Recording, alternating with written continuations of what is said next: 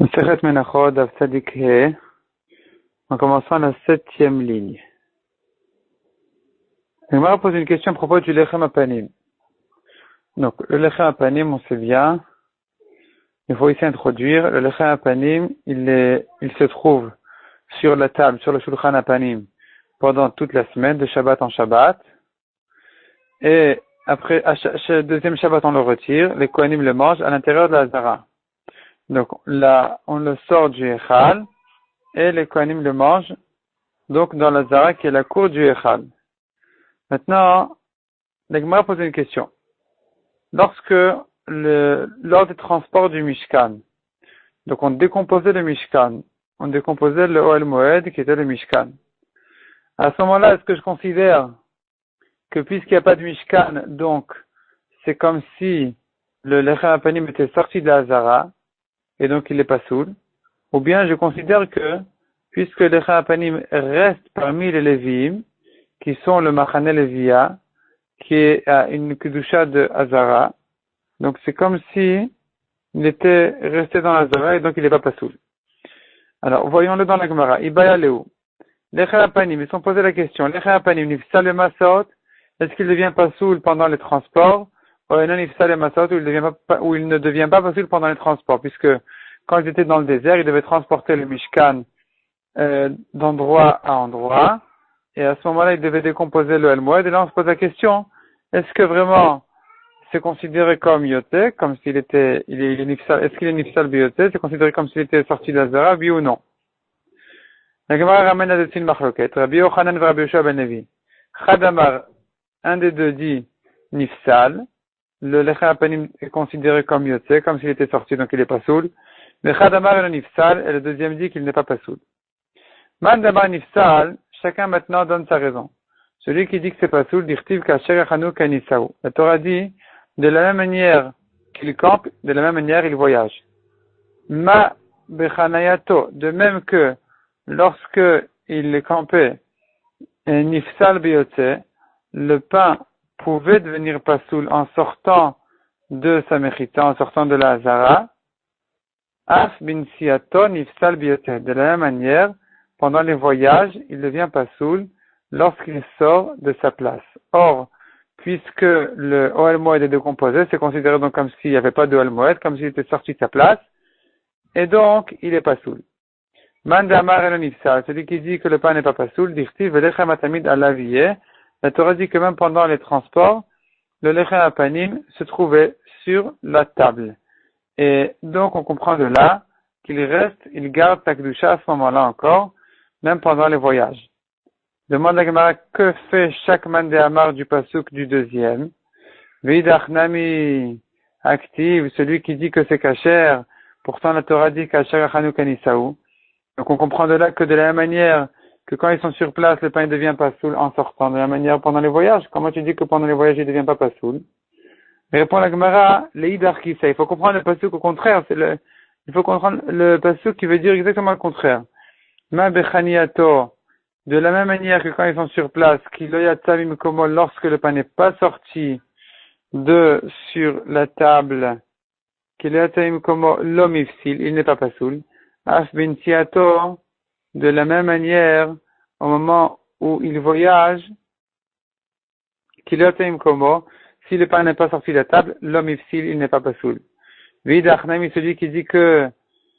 Celui qui dit que c'est pas soul, actif, pourtant la Torah dit velechem atamid alaviye. Donc la Torah dit que le pain doit rester sur la table. On comprend de là qu'il est kasher. Répond la Gemara. Et la kiata Rav Dimi Amar. Quand Rav Dimi est venu d'Eretz Israël, parce que Rav Dimi faisait les allers-retours d'Eretz Israël à Bavel. Donc quand il est venu ici c'est Bavel, il a dit comme ça. Bemesoudar, si le pain il est rangé sur la table, découlé à la main appliquée, il n'y a pas de machloket. Évidemment que c'est kasher. Même pendant les voyages, même quand le Ohel Moed est décomposé, puisque il est encore parmi le Machane Levia, parmi le camp des Lévi'im, donc c'est considéré comme s'il était dans la Hazara. Parce que le pain n'est pas soul en sortant du Echal, il est pas soul qu'en sortant de la Hazara, qui est le camp des Lévi'im. Et la Kipligé, dans quel cas ils sont en Machloket, Bemesoulak.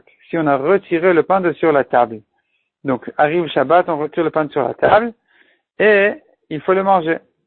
Et avant de manger le pain, ce qui s'est passé, c'est qu'ils ont eu un ordre de voyager, donc ils ont décomposé le Al-Moed. Et là, on se pose la question, est-ce que le pain est devenu pasoul, oui ou non? C'est là où il y a une machloket. Madamar Nifsal, celui qui dit que c'est pasoul, l'irtiv kasher Hanouka Nisaou. Parce que la Torah dit que de la même manière qu'ils vont camper, de la même manière ils vont voyager. Ma bechanoyata Nifsal.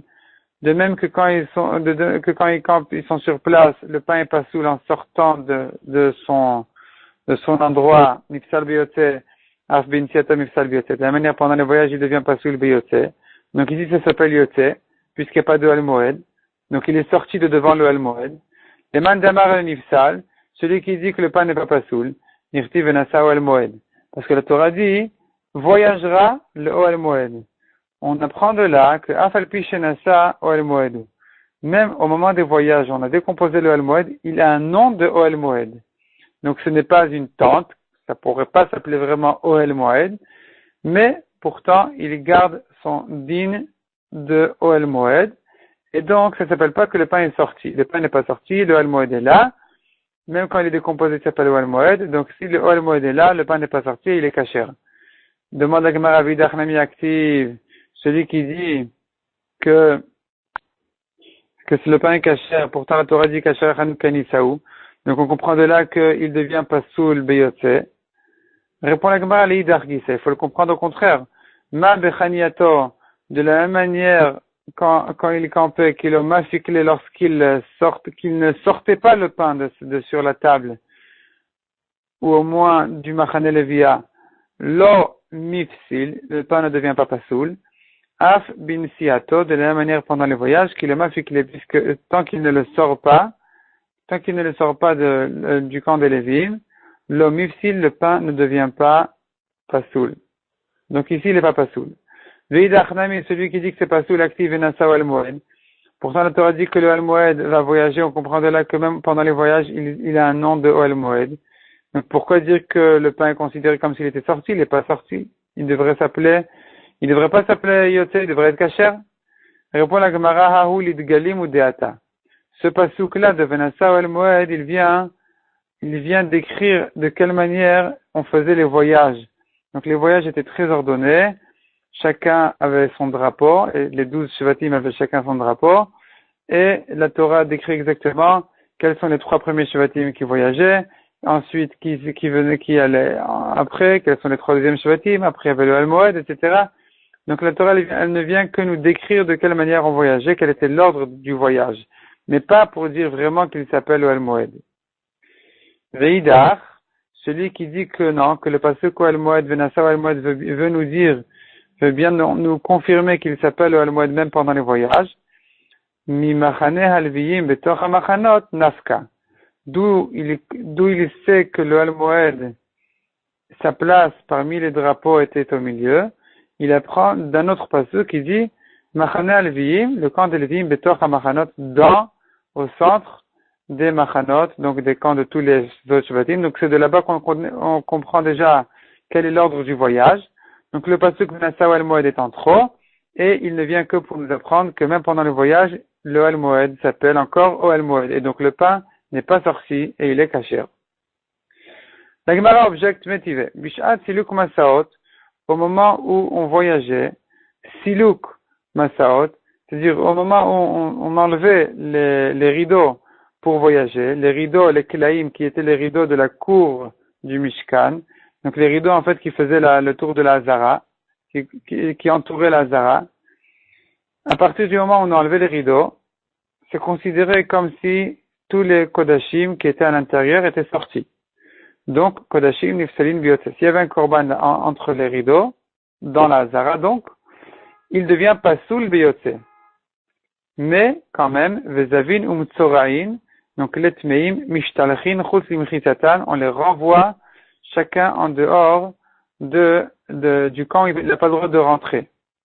Donc, les Avin, ils doivent sortir du Machane Levia, du camp de Lévim, et ils peuvent rester chez eux à la maison.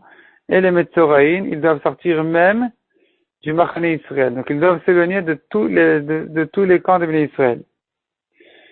Alors on voit ici en tout cas que les Kodashim deviennent psulim dès que on décompose le Mishkan. Maïlav afilu lechem apanim. N'est-ce pas que c'est pareil pour le lechem apanim, que pendant les voyages, il devient pasul biyotse. Donc ça objecterait le mandé amar que c'est kasher. Répond la Gemara, non, c'est pas vrai. Bar mi lechem apanim. En dehors du lechem apanim, les kodashim, ils sont psulim, et le lechem apanim, il est kasher. Demande la Gemara, c'est quoi la différence? Quelle est la différence entre le lechem apanim et les kodashim? Manafshar, qu'est-ce que tu choisis? Qu'est-ce que tu veux? I Oel Moed Avka, si tu veux admettre, si tu veux dire que Oel Moed Avka ou qu'il s'appelle Oel Moed pour de vrai, même pendant le voyage, a fait le Kodashim Nami, même les Kodashim, ils devraient être Ksherim. I Oel Moed Lav Davka ou, et si tu dis qu'Oel Moed Torah l'appelle Oel Moed, mais c'est pas vraiment un Oel Moed puisqu'il est décomposé. Donc c'est pour ça que les Kodashim, ils sont psulim. Si c'est comme ça, il fait le Lechem Apanim Nami, même le Lechem Apanim, il devrait être pasoul. Donc, qu'est-ce que c'est que cette différence entre le lechem apanim et le kodashim? Dire que les kodashim, ils sont psulim et le lechem apanim, il est kasher. Et là, Kiata Ravin, donc quand Ravin est venu d'Eretz Yisraël à Babel, parce que Rav Dimi et Ravin, les deux avaient l'habitude de faire les allers-retours. Donc, Rav Dimi a déjà proposé sa réponse, on l'a repoussé maintenant. Maintenant, Ravin lui dit, Amar Mar, et la Kiata Ravin Amar, lorsque Ravin est venu, a dit, Maramar bemesoudar ou Maramar bemesoulak. Donc dans la marloquette entre Rabbi Yochanan et Rabbi Yoshua ben Levi, que un a dit que le pain est kasher, l'autre a dit que le pain est pasoul. Un des deux a parlé bemesoudar. Celui qui a dit que le pain est kasher, il parle du cas où le pain est rangé sur la table. Ou Maramar bemesoulak. Et l'autre mandé Amar qui a dit que le pain est pasoul, il parle du cas où le pain a été retiré de la table. Vela pligué, et ils ne sont pas en marloquette. Donc il n'y a plus de marloquette, c'est fini. Si le pain est rangé, il est kasher. Si on l'a retiré, il est pasoul. Parce que selon Ravin, on comprend que Oel Moed Lav Davka, donc si la Torah l'appelle Oel Moed, ça ne veut pas dire qu'il s'appelle pour de vrai Oel Moed. C'était un Oel Moed qui est aujourd'hui décomposé, il n'a pas un digne de Oel Moed, donc le pain est pasoul parce que il est considéré comme s'il était sorti de la Zara. De la même manière qu'on a dit que les Kodashim sont psulim, de la même manière, le pain aussi est pasoul. Amar Abaye. Shmamina, de là j'apprends, Yesh Siluk Masaot Balayla. On pouvait se retirer pour voyager pendant la nuit. Siluk, ça veut dire retirer tout le Mishkan, etc. Dei Salkadatach, En Siluk Masaot Balayla. Parce que si tu dis qu'on commençait pas des voyages pendant la nuit, Eimat Midle. Alors, quand est-ce qu'ils se levaient pour partir? Quand est-ce qu'ils enlevaient les kleim? Quand est-ce qu'ils enlevaient les rideaux qui entouraient la Zara? Les tafra, qu'au matin. Maï Iria, Mishum Yote. Si c'est comme ça, pourquoi dire que les Kodashim qui étaient à l'intérieur de la Zara sont psulim? Mishum Yote, parce qu'ils sont sortis de la Zara, dès qu'on a enlevé les rideaux. Tipukli, de If Sile, Belina, tu devrais dire que les Kodashim sont psulim pour une autre raison déjà, parce que le matin est arrivé, la nuit est terminée. Dès que la nuit est terminée, tous les Kodashim, qui devaient être consommés jusqu'à la fin de la nuit, sont psulim belina, sont psulim, et donc on n'a pas besoin d'arriver à ce psul-là de yoté. Donc, puisqu'on a dit qu'ils sont psulim à cause du psul de yoté, on comprend de là que ils ont retiré les rideaux la nuit, les klaim, la nuit, et donc les kodashim ne sont pas encore psulim mishum lina, et donc c'est pour ça qu'on a besoin de dire que sache qu'ils sont quand même psulim mishum yoté, parce que dès qu'on a décomposé les rideaux de la Hazara qui entoure la Hazara, la Hazara n'en est plus une, et donc il s'est considéré comme si les Kodashim étaient sortis de la Hazara, ils sont psulim. Demande à Gemara Pshita, évidemment qu'il y avait des voyages qui commençaient la nuit, comme il est écrit mes forages dans la Torah, la Lechet Yomam Valayla, les Bnei Israël dans le désert, ils marchaient jour et nuit, des fois le jour, des fois la nuit, des fois le jour et la nuit, des fois la nuit et le jour. Comme ça on comprend, la Lechet Yomam Valayla, aussi bien le jour que la nuit. Donc évidemment qu'ils pouvaient voyager la nuit. Et répond la Gemara, ou des témoins j'aurais pu croire, Anemi Leicha de Akur Bimama. Quand est-ce qu'ils voyageaient la nuit? C'est que s'ils avaient commencé leur voyage le jour. Avaleicha de l'Akur Bimama, mais s'ils n'avaient pas commencé le voyage le jour, Belelia, pendant la nuit, le Matsuakre, ils ne peuvent pas se déplacer.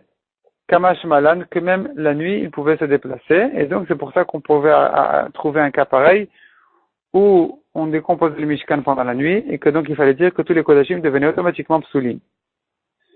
La Gemara objecte, la Gemara demande une contradiction. Veramini, comment dire que les Kodashim sont psulim?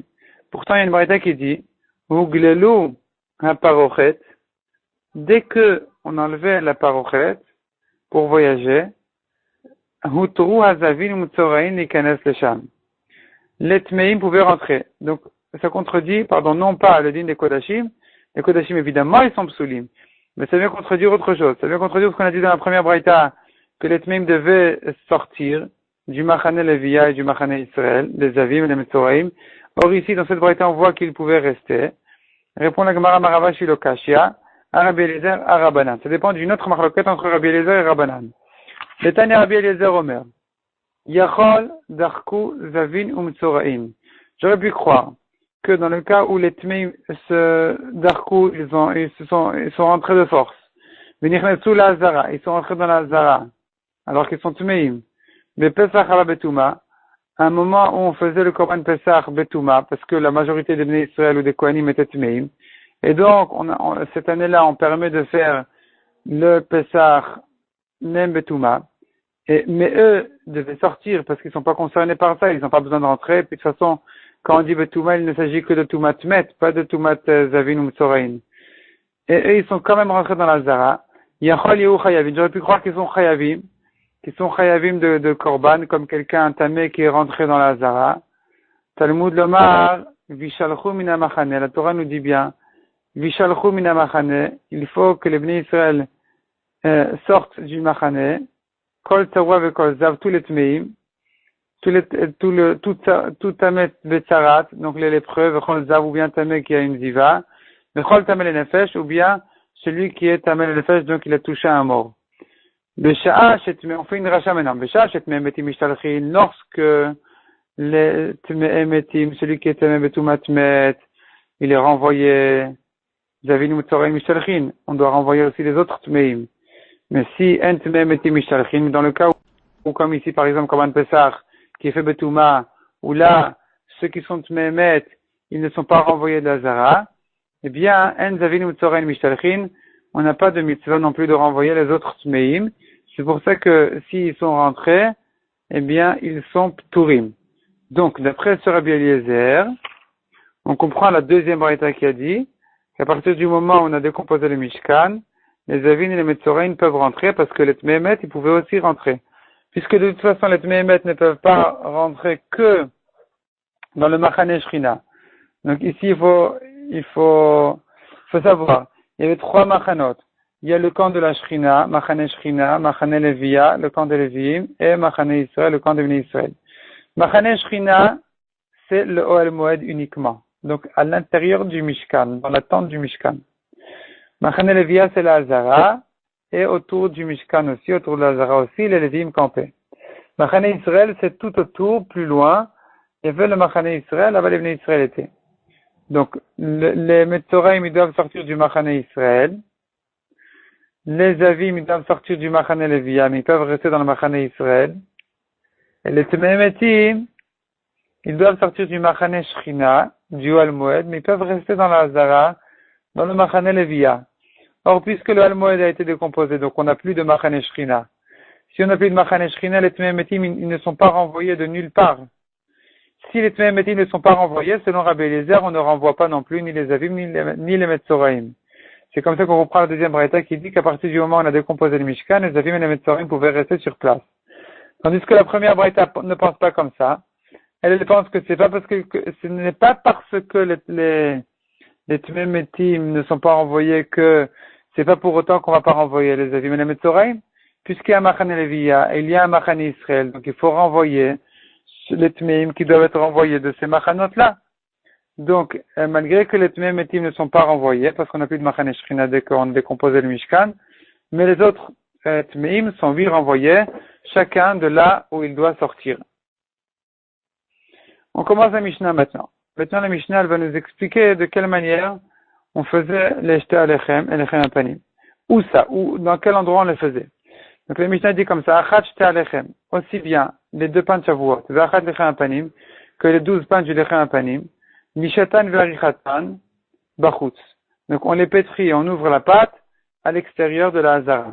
Ve'afiatan bifnim, mais on les cuit à l'intérieur. Ve'enan dochot et Shabbat, mais, pas mais, ve'enan dochot et Shabbat, et ça ne repousse pas le Shabbat, donc on ne pouvait pas les cuire pendant Shabbat, il fallait les cuire Erev Shabbat, et Erev Shavuot, la veille. Rabbi Yehuda Omer, Kol Maaseh Bifnim. Rabbi Yehuda n'est pas d'accord avec Tanakama, et lui pense que on les faisait à l'intérieur de la Hazara. Donc on pétrit, on ouvre la pâte, on cuit, tout ça est fait à l'intérieur de la Hazara.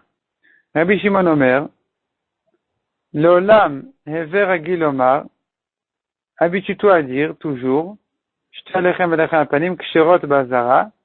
Donc les Shta lechem velechem apanim, ils sont cachés aussi bien de les faire dans la Hazara, ou ksherot de Bet Pagé que de les faire à l'extérieur de la Hazara, dans tout Yerushalayim. Bet Pagé, c'est un endroit qui est en dehors de la Hazara, et donc ça vient inclure tout Yerushalayim selon Rabbi Shimon, où on peut faire aussi les Shta lechem velechem apanim.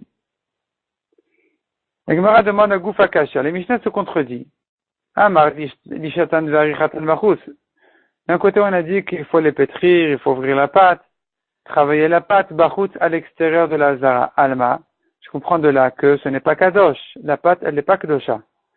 Donc, si la pâte n'est pas kadosha, ça veut dire que la mesure, le récipient de mesure de farine n'était pas kadosh. Alma midat yevesh, la mesure de la farine, qui s'appelle yavesh, c'est sec, c'est pas des liquides. L'onit kadsha, elle n'a pas été sanctifiée, et donc la farine, elle n'a pas été sanctifiée, donc on peut pétrir à l'extérieur. Et d'autre part, tu dis, ve'afiatan bifnim, tu dis qu'il faut les cuire à l'intérieur. Donc si tu me dis de les cuire à l'intérieur, je comprends qu'ils ont été sanctifiés, que la pâte a déjà été sanctifiée, alma midat yavesh nit kadsha. Je comprends de là que le récipient de farine, de mesure de farine, il est kadosh. C'est pour ça que je dois cuire à l'intérieur. Donc, la Mishnah se contredit. Amar Rabba. Rabba a dit sur cette question-là. Hiksha Adam Kaché. Un homme dur a posé une question sur cette question-là de la Gemara. Shu Kaché Kabarzel. Un Talmid Chacham, un homme qui est dur comme du fer. Umanu, et qui est-il? Rav Shechet. Maïkasha, quelle est la question? Dilma, peut-être Isaron homme et Kadesh, donc le Isaron qui est la mesure de la farine n'est pas Kadosh, c'est pour ça qu'on pouvait pétrir à l'extérieur. Tanour Mekadesh, mais le four, il sanctifie la pâte. C'est pour ça que quand on cuit, il faut cuire à l'intérieur, donc on ne comprend pas la question. Et là, Ikashia Akasha. Donc, le gars dit non, s'il y a une question posée, voici la question qu'il faut poser. Ve'afiatan bifnim. On a dit dans la Mishnah qu'il fallait cuire à l'intérieur. Alma, tanour, mekadesh, on comprend que le tanour, il sanctifie la pâte. Et d'autre part, tu me dis, ve'en dochot et Shabbat, ça ne repousse pas le Shabbat. Donc, si le four a sanctifié la pâte, a sanctifié le pain, d'une part. D'autre part, tu me dis que ça ne repousse pas le Shabbat, donc il faut les faire Erev Shabbat. Si on les fait Erev Shabbat et que c'est déjà kadosh, dès que va arriver le matin du Shabbat, avant même de les poser sur le shulchan, ça devient pas soul, parce que chaque chose qui devient kadosh, bekdushat agouf, chaque chose qui était sanctifiée, devient pas soul au matin, dès que la nuit est terminée. If c'est la belina, ça devrait devenir pas soul belina, à la fin de la nuit. Amar Rava, Yiksha Adam Kaché, Shu Kaché Kabarzel, un homme dur comme du fer a posé une question sur cette question-là. Umanu, qui est-il Rav Shechet? Amar Ravashi, au nom de Ravashi. Maïkouchia, quel est le problème? Dilma, peut-être que Maïbifnim, que veut dire qu'il faut cuire à l'intérieur, pas dans la Hazara, pas que c'est Kadosh. Ça devient pas Kadosh. Peut-être qu'on cuit le pain à l'extérieur de la Hazara, donc il devient pas Kadosh, et s'il devient pas Kadosh, on comprend pourquoi il devient pas Passou le matin. Qu'est-ce qu'on voulait dire par là qu'il faut cuire à l'intérieur? À l'intérieur, ça veut dire à l'endroit où se trouvent les Kohanim. Bemakom Zrizin, à l'endroit où les Kohanim qui sont Zrizin, qui sont rapides, ils se trouvent. Donc c'est pas l'intérieur mamash de la Hazara, mais à l'extérieur, un endroit où il y a beaucoup de Kohanim qui vont s'occuper de la cuisson de ce pain-là rapidement, de manière à ce qu'il ne devienne pas chametz, parce que le lechem apanim n'a pas le droit d'être chametz. La Gemara repousse cette svara-là en disant Veha de Rav Ashi, cette réponse-là de Rav Ashi, Broutaï, c'est une réponse extérieure, qu'il faut laisser à l'extérieur du Beth Midrash. Manafshar, qu'est-ce que tu décides? I afia beinan zrizin, si tu veux que la cuisson soit faite par des zrizin, par des kohanim, pour pas que ça devienne chametz, c'est pour ça qu'on a dit qu'elle est faite bifnim à l'intérieur, c'est-à-dire à l'endroit où il y a beaucoup de kohanim. Si c'est comme ça, l'isha verichanami, beinan zrizin. Alors, même quand on pétrit, on travaille la pâte, ça devrait être fait au même endroit par des kohanim pour pas que ça devienne chametz. Ve'ilisha ve'aricha le beinan zrizin. Et si pour pétrir, tu dis qu'il n'y a pas besoin de kohanim, afiyanam le beinan zrizin. Alors, pour cuire non plus, il n'y a pas besoin de kohanim. On peut prendre des israélim qui fassent attention que ça ne devienne pas chametz. Donc, on voit pas la différence entre pétrir et cuire. Donc, s'il y a une différence, la seule différence qu'on pourrait dire, c'est ce qu'on a dit. Qu'il faut pétrir à l'extérieur de la zara. On peut pétrir à l'extérieur de la zara et cuire à l'intérieur de la zara parce que le tanour, le four, il rend kadosh. Et donc revient la question, puisque le four, il rend kadosh,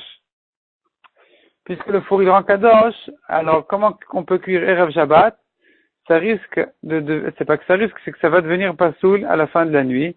Et donc on reste en question, parce que la réponse de Rav Ashi, on l'a repoussée, ce que dit la Gemara, et la de Rav Ashi, Broutaï. La réponse de Rav Ashi, et il faut la laisser à l'extérieur. La Gemara continue. Rabbi Uda Omer Kol Masen Bifnim Vechule. Donc Rabbi Uda pense qu'on faisait à l'intérieur de la Zara, on faisait les shtalechem et les lechem apanim. Amar Rabbi Abaou Bar Kahana. Ushnel Mikra Echad Darshu. C'est-à-dire, les deux, et Rabbi Uda et Rabbi Shimon, qui sont machloket à savoir est-ce que le pain était kadosh, oui ou non. C'est-à-dire, Rabbi Uda qui a dit que le pain était fait à l'intérieur, il pensait que le pain était kadosh. Et Rabbi Shimon qui dit que le pain ne devait pas être fait forcément à l'intérieur, il pense que le pain n'est pas kadosh. Les deux, Mikra et Chad Darshu, ils font la dracha du même pasouk. Le pasouk, c'est un pasouk dans Shmuel, dans Sefer Shmuel, qui parle de David Amelech. David Amelech était affamé quand il s'est sauvé de Shaoul, et il est arrivé à Nov, à une ville qui s'appelle Nov, et il a demandé là-bas du pain. Quand il a demandé du pain, alors on lui a répondu, il y a du pain, on n'a pas de pain chol, on n'a que le pain du lechem apanim. Est-ce que tu veux en manger, oui ou non? Et David Amelech a dit qu'il doit manger même le lechem apanim. Et le pasuk dit là-bas, Vehu derech chol, le pain du lechem apanim, il est fait comme chol, afki hayom nikdash bakli, même si il devient kadosh dans un kli sharet. Que veut dire ce pasuk? Chacun va l'expliquer à sa manière. Rabbi Yehuda et Rabbi Shimon. Et la Gemara s'explique. Rabbi Yehuda Savar. Bechol ashkechinu. Il les a trouvés, David Amelech a trouvé ces gens-là, ces kohanim-là, il les a vus en jour de chol, donc Erev Shabbat, des ka'afoulés, qui étaient en train de cuire le lechem apanim. Amar Leu, il leur a dit, derech chol ka'fitoulé. Est-ce que on cuit le lechem apanim, vous voulez cuire le lechem apanim pendant un jour de chol? Afki ayom mikdash bakli. Afki ayom mikdash bakli, on aura un problème, c'est que si on le cuit aujourd'hui, Erev Shabbat, il va devenir kadosh, et donc, ifsil le belina, il sera pas saoul au matin.